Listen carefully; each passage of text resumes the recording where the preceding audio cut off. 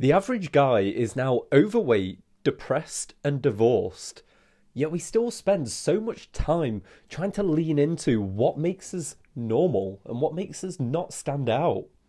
And this is especially prevalent for anyone that was bullied at school, because one of the major drawbacks of that is that we often end up hiding all of our rough edges, any of the things that make us unique to us.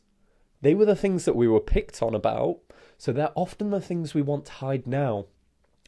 And we see this time and time again with people struggling to get relationships, but it's because they're striving for normal, and it is because they're hiding what is interesting about them. That I've had this so many times with clients that I've met, where if you peel back the layers, they're really interesting people, but on the surface, they refuse to show it. I've asked them basic questions like, oh, what is your favourite this? Maybe your favourite film, and they don't have a clear answer to it. And I think it's rooted in that desire to not stand out from the pack, to not be different. Well, to be normal is no longer what you want. You want to go for something above and beyond. You don't want to be that guy that is overweight and divorced. You can do so much better than that. The thing is, that also requires abnormal effort, because normal effort gets normal results. So, if you want something better than that, it's getting into that mindset that maybe you do have to do a little bit more. It's one of the things that I've encountered so many times when people think, oh, what? You've got to get all these hobbies together. You've got to have all these friends. I've got to go over and speak to a girl. That seems so much effort to try and get just a relationship. But that is the worst way to look at this, and this is what leads you to being unhappy.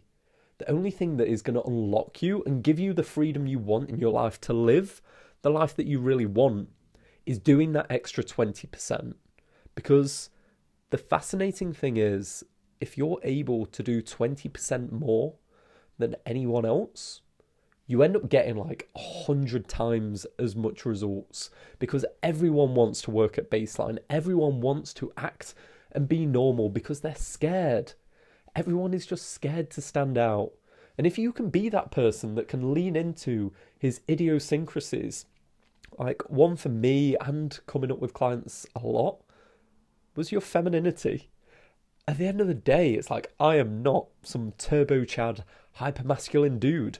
I have my feminine sides that I definitely lean into because they make me me. It's what makes me more unique. I listen to Taylor Swift and have a great time. On I think it was a second date with a girl, I sung beat for beat, Call Me Maybe in the car. And it's a real reflection of who I am. If I tried to stifle the fact that I have these tendencies within me, all that would happen is I become more mundane. I become more normal, and then that would lead me to having more mundane relationships with girls that are just a little bit less interesting.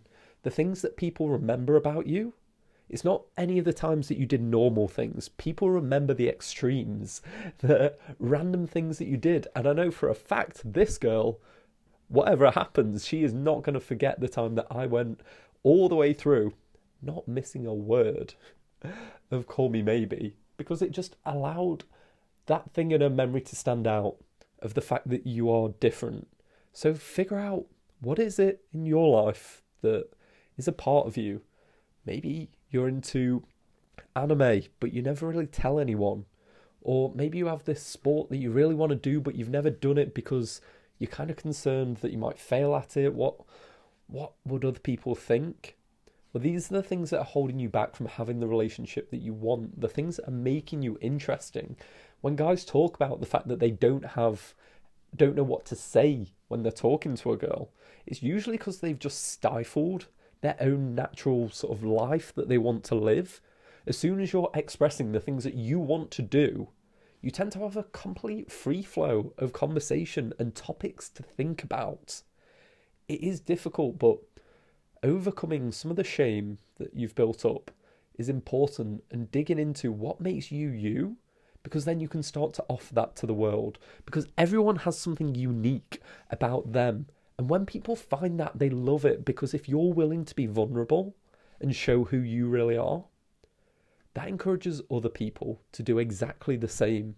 And every time you step back and hide who you really are, just trying to be normal, you give off this like subcommunicated signal that, oh, we both need to tread the normal line here. I don't want to see anything from you that isn't normal, and I'm not going to do anything that's normal, because that's not safe. That's not acceptable behavior. So other people around you will also start to feel stifled. Like, I'm not saying you have to be some sort of Rick from Rick and Morty, off the walls, wild guy, but being authentic to you is vital, because otherwise you're going to get caught up in the mundane of normal. And right now, modern day normal is not something to aspire towards. It is going down at a commensurate rate that is just not a life you're going to be happy with.